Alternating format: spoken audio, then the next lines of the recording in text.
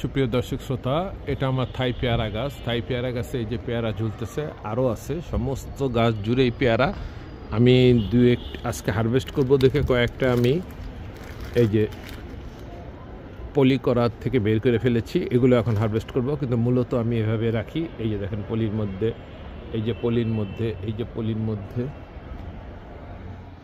এই যে পুরো গাছটাতেই দেখা যাচ্ছে পলি দিয়ে মোড়ানো। কারণ যথেষ্ট পোকার আক্রমণ হয় এবং আপনারা জানেন যে পোকা একবার পেয়ারায় যদি ধরে তাহলে সেই পেয়ারাটা আর খাওয়া যায় না। এই যে ঝুলছে পেয়ারা সমস্ত গাছেই। এই গাছটিতে কী পরিমাণ পেয়ারা আছে দেখুন আপনারা, প্রচুর পেয়ারা হয়। আসলে সঠিক পরিচর্যা করতে পারলে আপনারা সবাই আপনাদের এই ধরনের পেয়ারা ধরাতে পারবেন।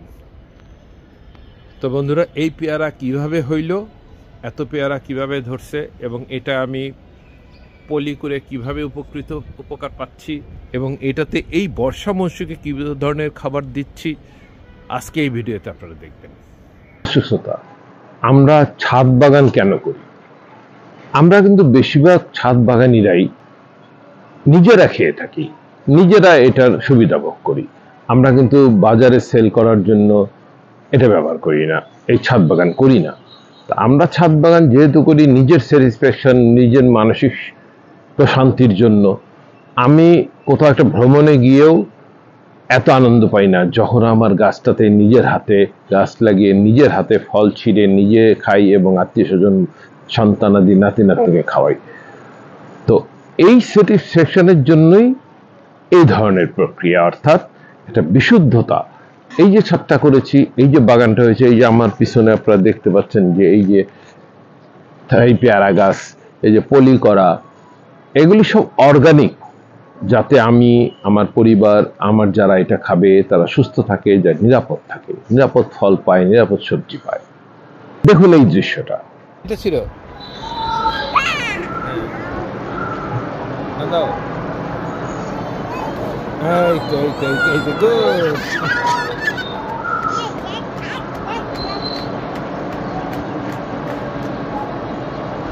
এই যে তার অনুভূতি প্রকাশ, এটা কোনো কিছু বিনিময়ে আপনি কিনতে পারবেন, তৈরি করতে পারবেন।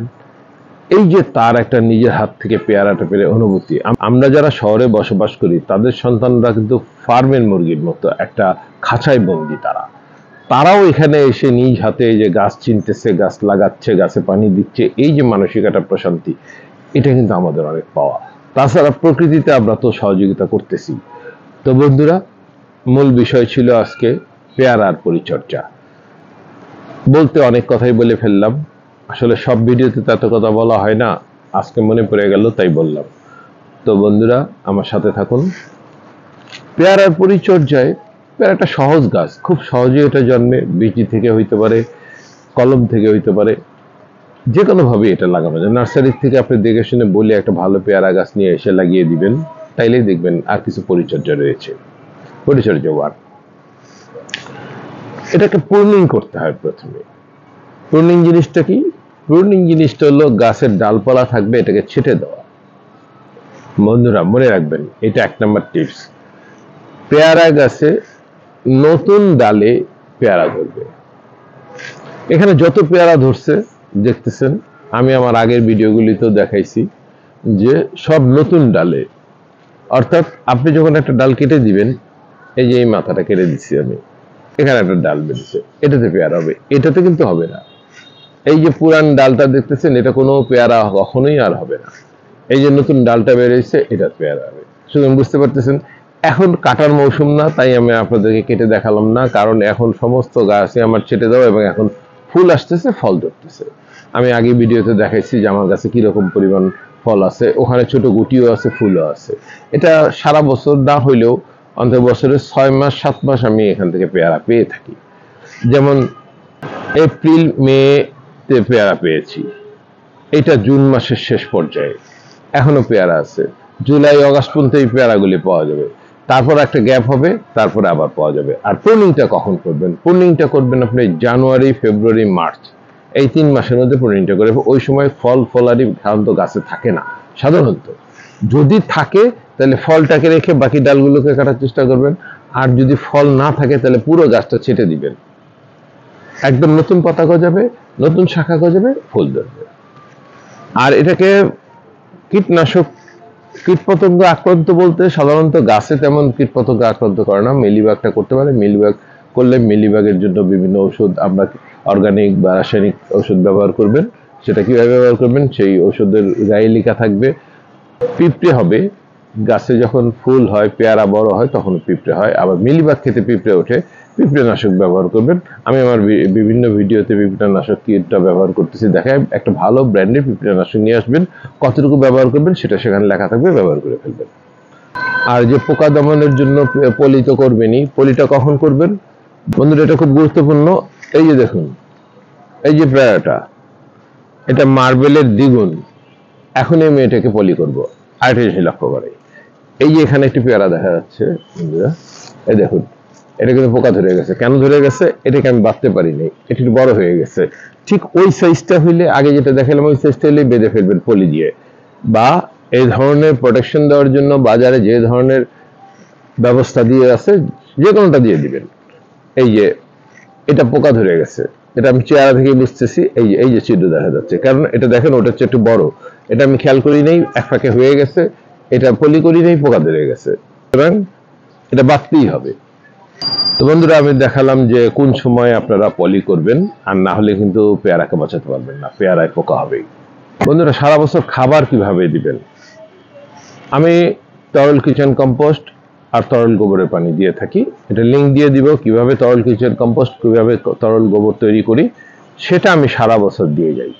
সারা বছরই সাধারণ পানির সঙ্গে আমি এটা মিশিয়ে রাখি, এবং সবগুলো গাছই আমি এইভাবে সারা বছর, শুধু পেয়ারা নাই, আমার ছাদ বাগানে যা আছে সারা বছরই তরল কিচেন কম্পোস্ট আর তরল গোবর সারের পানি দিয়ে থাকি। এটা লিঙ্ক দিয়ে দিব, কিভাবে এই খাবারগুলো কোন ধরনের গাছে কিভাবে দিবেন সেটা সেখানে দেওয়া থাকবে, ভিডিওটা আপনারা দেখে নেবেন।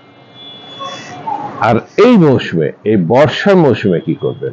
বর্ষার মৌসুমে তো এমনি ভেজা থাকে, সুতরাং তখন তো তরল গোবর বা তরল কিচেন কম্পোস্ট আপনি দিবেন না।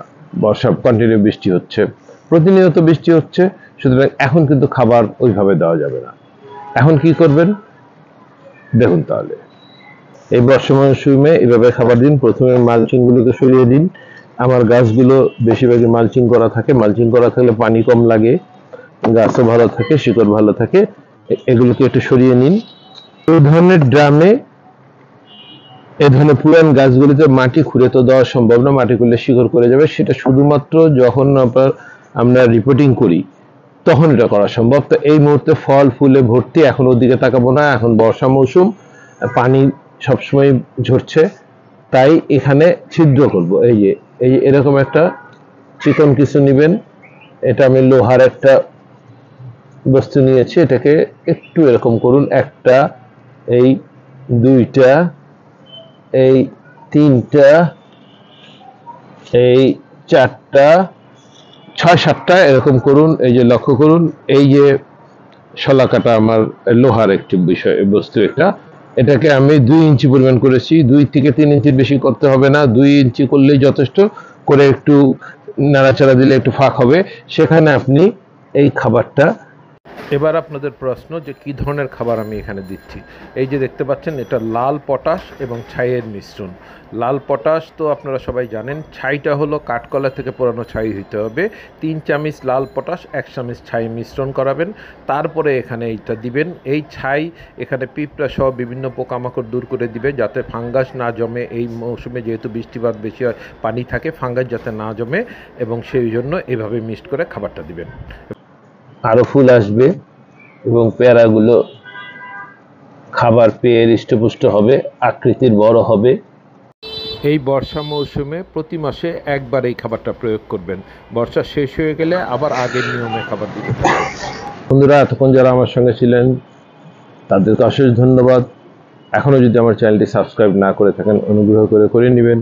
দেখা হবে পরবর্তী কোনো ভিডিওতে। সে পর্যন্ত সুস্থ থাকুন, ভালো থাকুন, এই কামনায় আমি জাহিদ আহমেদ আমার ইউটিউব চ্যানেল জাহিদ ইটিসি থেকে এখনকার মতো বিদায় নিচ্ছি।